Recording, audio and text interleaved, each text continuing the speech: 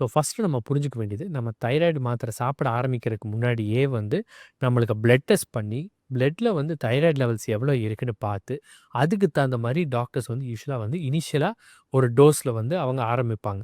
But அந்த டோஸ வந்து நம்ம டைட்ரேட் பண்ணணும்.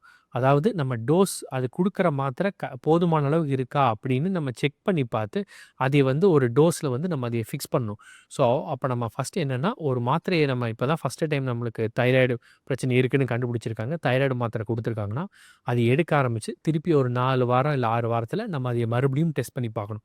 மறுபடியும் டெஸ்ட் பண்ணி பார்க்கும்போது, நம்மளுக்கு அந்த டிஎஸ்ஹெச் லெவல்ஸ் எல்லாம் எவ்வளோ இருக்கு? அப்படிங்கிறத தெரிஞ்சுக்கிட்டு, அதுக்கு தகுந்த மாரி இந்த டோஸ வந்து நம்ம அட்ஜஸ்ட் பண்றதுங்கிறது ரொம்பவே அவசியம். பல பேர் என்ன பண்ணுவாங்க பார்த்தீங்கன்னா, இந்த மாத்திரை வந்து நம்ம பல வருஷமா எடுத்துட்டு தான் இருக்கோம். நம்மளுக்கு தைராய்டு தான் நார்மலா இருக்கே. அப்ப எதுக்காக இந்த மாத்திரைய எடுக்கணும் அப்படின்னு சொல்லிட்டு, அது எடுக்கிறத அப்படியே நிறுத்திருவாங்க. ஆனா, அவங்க புரிஞ்சுக்க வேண்டிய ஒரு விஷயம் என்னன்னா, அந்த தைராய்டு மாத்திரை எடுக்கிறனால தான் அவங்க தைராய்டு லெவல்ஸ் நார்மலா இருக்கு.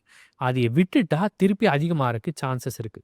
ஸோ, அப்ப நம்ம என்ன லைஃப் லாங் இந்த தைராய்டு மாத்திரை எடுத்துக்கிட்டே இருக்கணுமா அப்படின்னு கேட்டா, அதுவும் தேவையில்ல.